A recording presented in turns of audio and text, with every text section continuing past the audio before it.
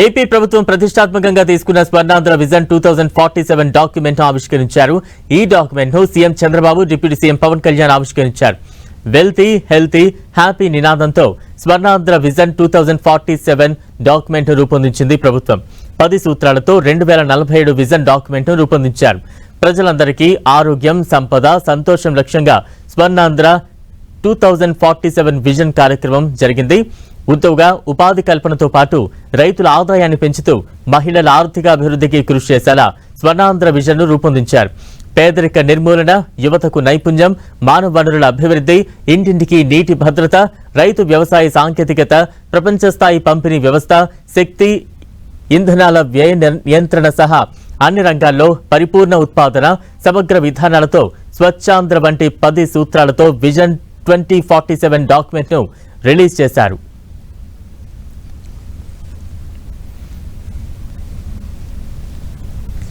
Swarnandhra vision తో 2047 నాటికి AP దిశ మారుస్తామన్నారు CM Chandrababu.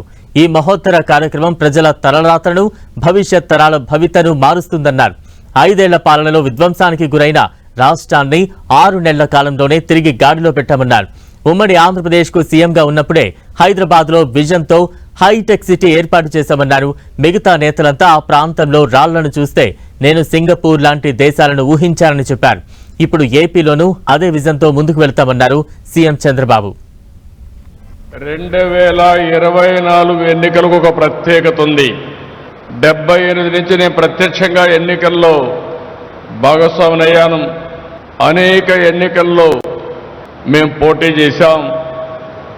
కానీ మొట్టమొదటిసారిగా ఒకసారి చూస్తే 2024లో 93% సక్సెస్ రేట్తో 57% ఓట్లు పడిన ఏకైక ఎన్నిక నా జీవితంలో 2024 అని చెప్పి మరొకసారి మీ అందరికీ విజ్ఞప్తి చేస్తున్నా.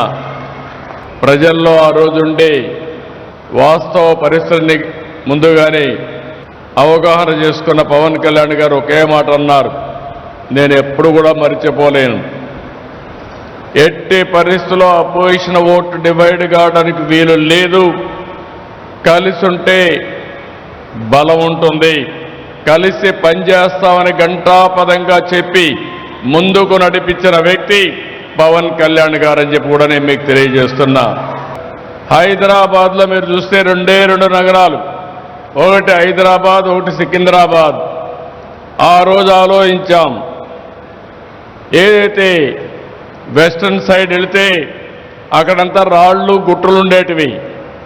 ఆ గుట్టల్లో నేను చూశాను, ఇది భవిష్యత్తు నగరంగా తయారవుతుందని రూపకల్పన చేసి 25 సంవత్సరాల్లో ప్రపంచంలో నెంబర్ 1 రాష్ట్రంగా తయారు చేశామంటే అది ఆనాటి విజన్ ప్రభావం అని చెప్పి కూడా నేను మీకు తెలియజేస్తున్నా.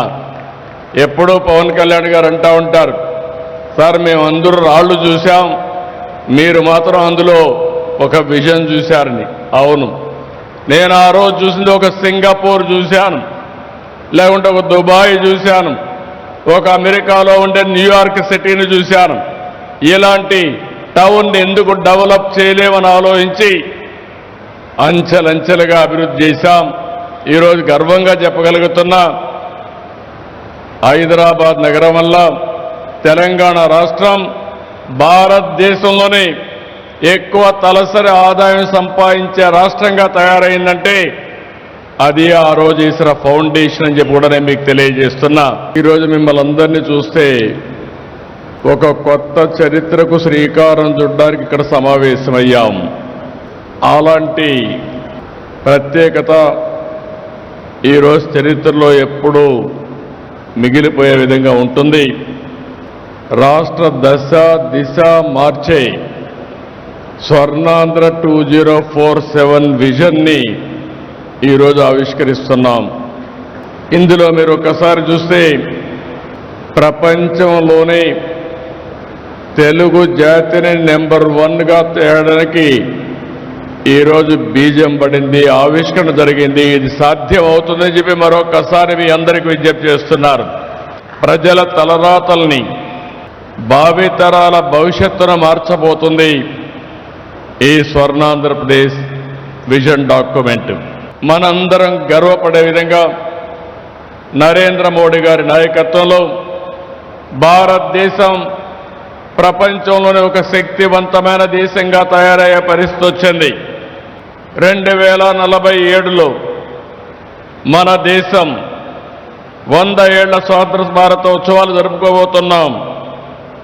అప్పటికల్లా ప్రపంచంలో ఒక అగ్రదేశంగా ఉండాలనే ఉద్దేశంతో వికసిత్ భారత్ 2047 ప్రధానమంత్రి గారు తయారు చేశారు.